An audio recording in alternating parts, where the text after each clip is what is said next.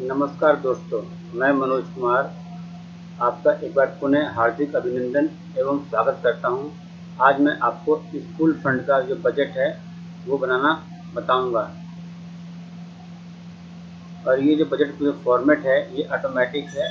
इसके लिए मैंने एक पिछला वीडियो बनाया कि किस प्रकार ये बजट का परफॉर्मा काम करता है और कहाँ पर हमें क्या कैसे लिखना होता है, तो वो ज़रूर देखें ताकि आपको इसको बनाते वक्त किसी प्रकार की परेशानी का सामना ना करना पड़े। जैसा कि आप देख रहे हैं कि आपको बजट बनाने के लिए ये निम्नलिखित चीज़ों की आवश्यकता होती है कि भाई क्या क्या है। ये आपको दिख रहा होगा सारा कुछ, बच्चों की संख्या और सेक्शन और आपका ये एनुअल अकाउंट, मंथली स्टेटमेंट और बजट, ये सब कुछ चाहिए होता है। तो ये सब चीज़ें होंगी तभी आपका बजट बनाने में आपको आसानी होगी। ठीक है, तो आइए हम शुरू करते हैं। देखिए, ये मेरे जो प्राइमरी में बच्चों की संख्या है 141 है ना। और मेरी 6 से 10 तक जो बच्चों की संख्या है वो 290 है। और मेरे 11th और 12th में 82 बच्चे हैं। और मेरे 5 फर्स्ट टू 5 तक मेरे 5 सेक्शन हैं, उसके बाद 10 सेक्शन है, उसके बाद 6 सेक्शन है। सेम मेरा नेक्स्ट ईयर भी सेम ही है, तो मैं यहाँ पर सीधा पेश कर देता हूँ। ठीक है, इसके हिसाब से ये नेक्स्ट ईयर जो 21-22 में होगा वो ऑटोमेटिक ले लेगा। ठीक है, ये करने के बाद अब अगला जो देखो, अगली जो है सीटें हमारी, इसमें जो जो पोस्ट हैं है ना, तो हमें इसमें 1 अप्रैल का ही लेना है। तो हम क्या करते हैं कि 1 अप्रैल की सैलरी का मैंने सीट खोल रखी है, इसको मैं दूसरी सीट भी साथ साथ ही खोल देता हूँ। ठीक है, अब देखिए ये है ना, ये मैंने ये कॉपी किया पूरा और इसको मैंने वैल्यू पेस्ट कर दिया यहाँ पर। ठीक है, उसके बाद ये मैंने बेसिक पे लिया 1 अप्रैल का ये है।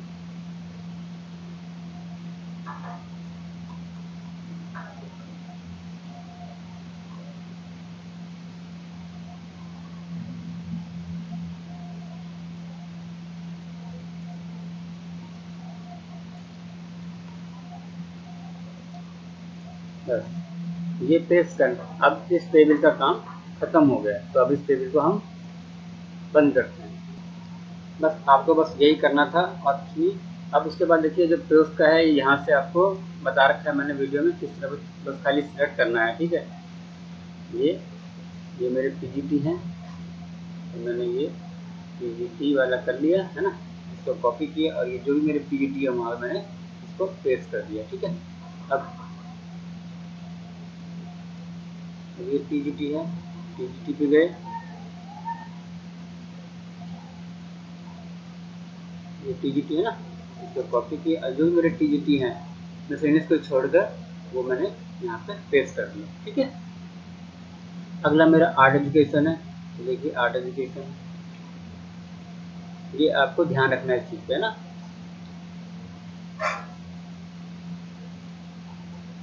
ये मेरे पीटी साहब हैं, ये लाइब्रेरियन,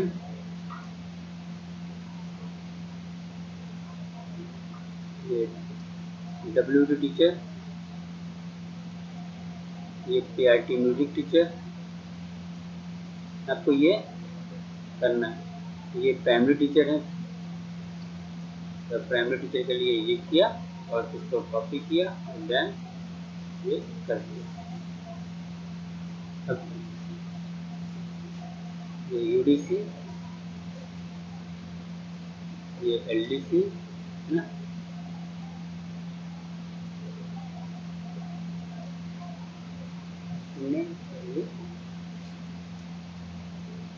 ठीक है, इस तरीके से मैं कर दी। बस आपको यही करना था, इसके अलावा कुछ नहीं करना था। अब आपकी सारी चीज़ें होगी, बाकी मैंने बता रखा है किस तरीके से क्या होना है। ठीक है, ये बच्चे बच्चों का है। अच्छा हाँ, ये जिसका जीपीएफ है उसका जीपीएफ करना, जिनका एनपीएस है ये मेरे सारे ये एनपीएस वाले हैं, ये मैंने कर रखा है। आपको जो भी होगा वो कर लेना। ठीक है, तो ये बच्चे हैं भाई, किसी बच्चे को मैंने बच्चे कर रखे हैं, किसी के एक बच्चे हैं, 2 बच्चे हैं। अच्छा, अब क्या है कि सबसे बड़ी बात क्या है कि देखिए हमारे स्कूल में जो 4 शिक्षक की जिनकी जो इंक्रीमेंट है वो जनवरी में लगती है, तो उनकी हम जनवरी में इंक्रीमेंट करते हैं। यहाँ पे गए प्रॉब्लम करते हुए जनवरी कर दिया। और ये जनवरी ये जनवरी, और एक मेरी खुद की भी जनवरी में इंक्रीमेंट लगती है, तो ये कर दिया। बस आपको बस यही करना है, ये हो गया। उसके बाद आपको देखिए, ये आपका मेडिकल है ना, तो आप चाहें तो सभी में डाल सकते हैं, या आपको लगता है कि कोई किसी को देना है, किसी को नहीं देना, तो वो आप कर सकते हैं। तो मैं ये मानता हूँ कि मैंने सभी में कर दिया है ना, ताकि पैसा ज़्यादा रहेगा तो कोई दिक्कत नहीं है ना।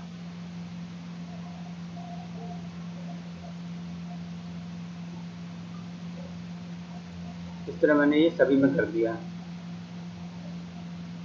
बस मेरा काम खत्म, यहीं तक मेरा काम करना था। अब इन सीटों को करने के बाद, उसके बाद देखिए,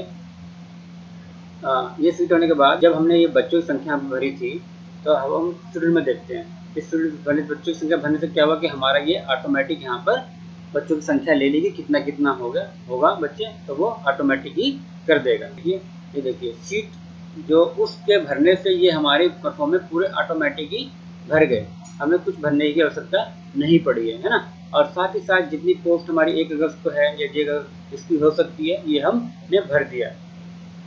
और ये कितनी सैंक्शन पोस्ट हैं ये मैंने ऑलरेडी भर रखा था, आप अपनी तरफ से भर लेना, आपकी जो भी स्कूल में होगी। और ये फील्ड पोस्ट ये ऑटोमेटिक उससे ले लेगा है ना। और ये जितना पोस्ट वैकेंट है ऑटोमेटिक ये आपका यहाँ पे आ जाएगा। इसके होने के बाद अब हमारा काम होता है इस सीट में। सीट 2 में क्या होता है कि देखिए, जो पोस्ट हमारी वैकेंट है, देखिए मेरी एक पोस्ट है ना पीजीटी की वैकेंट है, जैसे ही मैं एक करता हूँ तो ऑटोमेटिक वो एक ले लेता है। इसी प्रकार मेरी एक प्राइमरी टीचर की भी पोस्ट खाली है ना, तो मैंने एक प्राइमरी किया। उसके बाद मेरी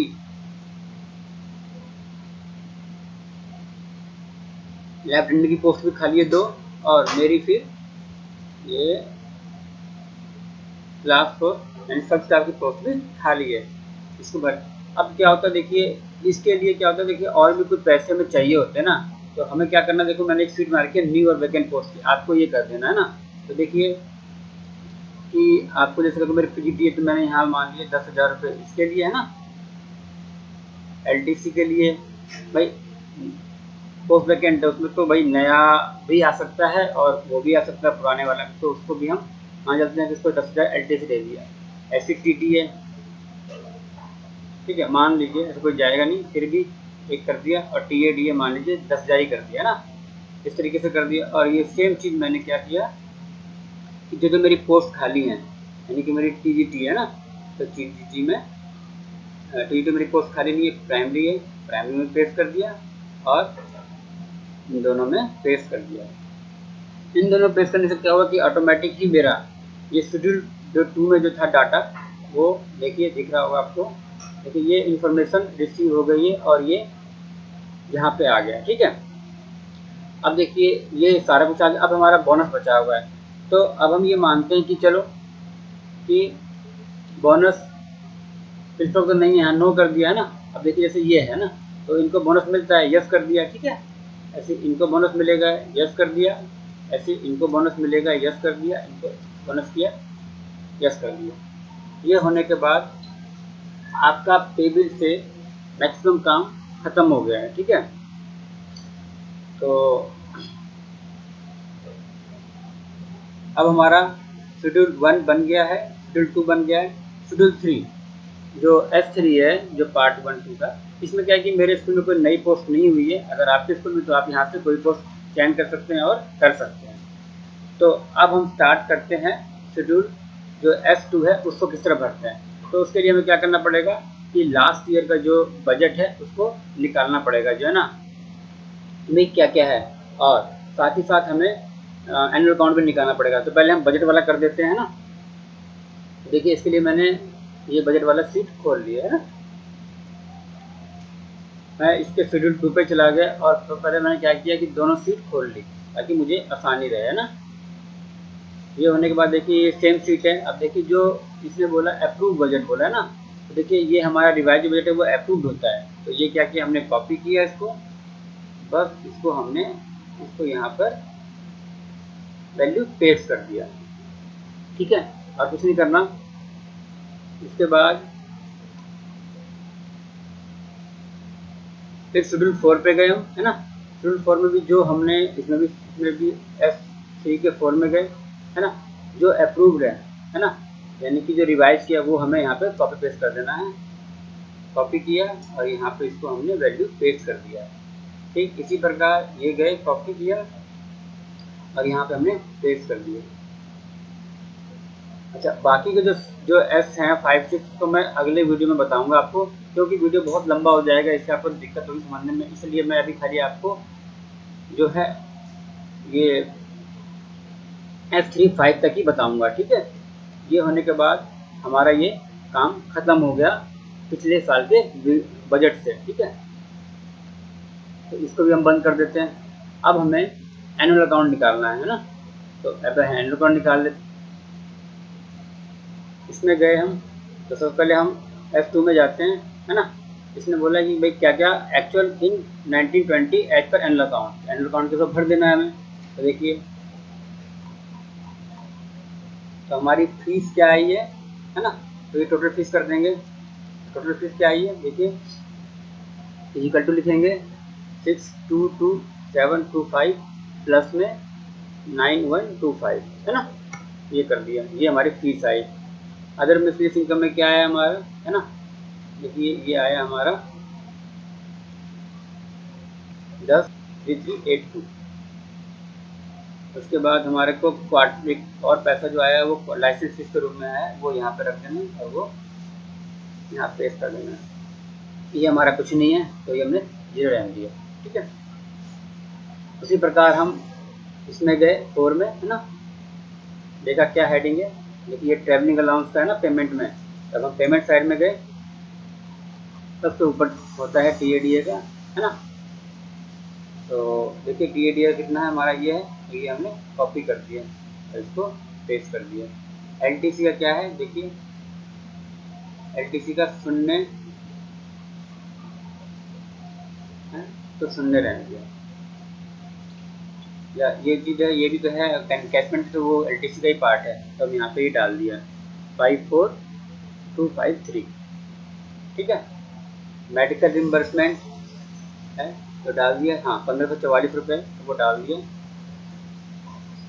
हमारा स्कूल सिविल का स्कूल जैसे प्रोजेक्ट कुछ नहीं होना, और 760 का एरिया, तो ये है, ये हमने यहाँ पेस्ट कर दिया। बस यही हमारे पिछले साल के बजट का S3 के 4 तक का काम था। तो हमें क्या करना है, अब हमें मंथली खोलनी है ना, इसके लिए, क्योंकि हमें 1/4 से लेकर 31/7 तक है। तो मैंने आपको बता रखा था कि किस प्रकार मंथली बनाते हैं, उसका भी मैंने वीडियो बना रखा है, और उसका तो उसको भी आप उसका भी लिंक मैं इस वीडियो में दे दूंगा आपको, वो भी देख सकते हैं आप। अब हम वो खोल लेते हैं मंथली, है ना, इस साल की। तो हमें इसमें देखना है, मंथली खुल गई है। अब हमें देखना है कि इसमें फीस कितनी आई है ना। इस बार तो फीस बहुत कम आई है, क्योंकि लॉकडाउन की वजह से बड़ी दिक्कत हो गई है ना। तो बस हमें ये कॉपी करना है, यहाँ वैल्यू पेस्ट कर देना है। ठीक है, इस बार ये लाइसेंस फीस आई है हमारी, लाइसेंस फीस यहाँ डाल दिया हमने, और कुछ नहीं आया है ना।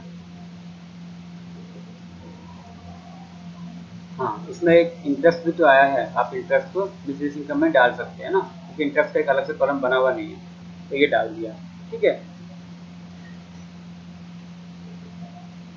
ये होने के बाद अगला हम वही S3 के 4 में जाएंगे। इसमें भी देखेंगे हम कि क्या TAD पे हमारा क्या खर्च हुआ है, क्योंकि इस बार हमारा खर्चा बहुत ही कम हुआ है ना।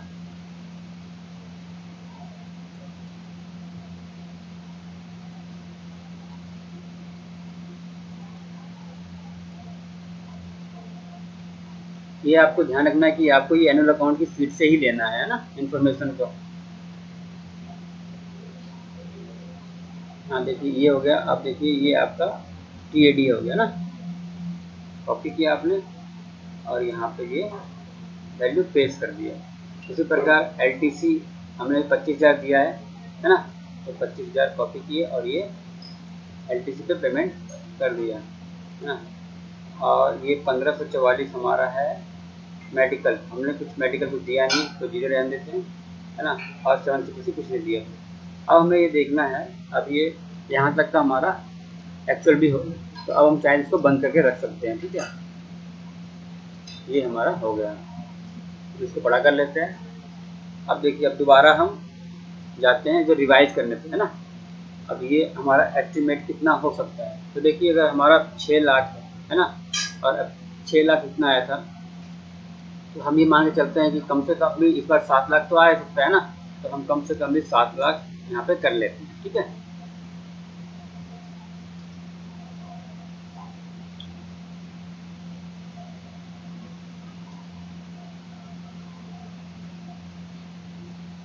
उसके बाद हम अदर बिजनेस में मांगते हैं कि चलो कम से कम भी 1 लाख रुपए आ सकते हैं, तो वो हमने 1 लाख रुपए कर दिए। फिर उसमें भी हम मानते हैं कि भाई चलो 1 लाख रुपए आ सकते हैं। जो भी आपको लगता है आपके स्कूल के हिसाब से वो करना। तो मुझे लगता है कि मेरा पिछले साल जो है 80 ज़्यादा था, इस बार क्योंकि लाइसेंस फीस बढ़ गई है, तो ये मान चलते हैं कि 1 लाख रुपए या 1 से 1.5 लाख रुपए तक आ सकता है। तो ये 1.5 लाख रुपए कर दिया। ठीक है, और ये भी हम मान लेते हैं इसमें भी कि एक भाई इसमें भी तो आ सकते हैं पैसे, तो ये हमने 1 लाख रुपए यहाँ भी कर दिया। बस ये काम खत्म हो गया इसका।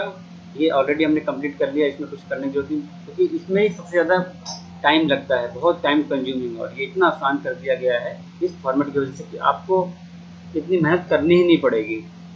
ठीक है, ये भी ऑटोमेटिक कंप्लीट हो गया, ये भी कंप्लीट हो गया है, और ये आपको अभी देखना है। ठीक है, अब देखिए ये कितना हो सकता है। देखिए, अब हमारे पास 7 लाख हुआ था ना, तो हम ये मान चलते हैं कि कम से कम भी इस बार तो बहुत कम खर्चा होगा, फिर भी हम मान चलते हैं कि 7 लाख रुपए हमारा इसमें खर्चा हो सकता है ना।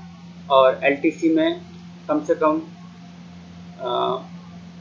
25 हुआ है, मेरा कम से कम भी 1.5 लाख के आसपास खर्चा हो सकता है आराम से। 1.5 लाख नहीं, मगर 2 लाख, क्योंकि मेरे यहाँ एक पेंडिंग है बहुत दिनों से बिल, उसको भी पेमेंट करनी है। तो ये 2 लाख रुपए हो गए। मेडिकल मान के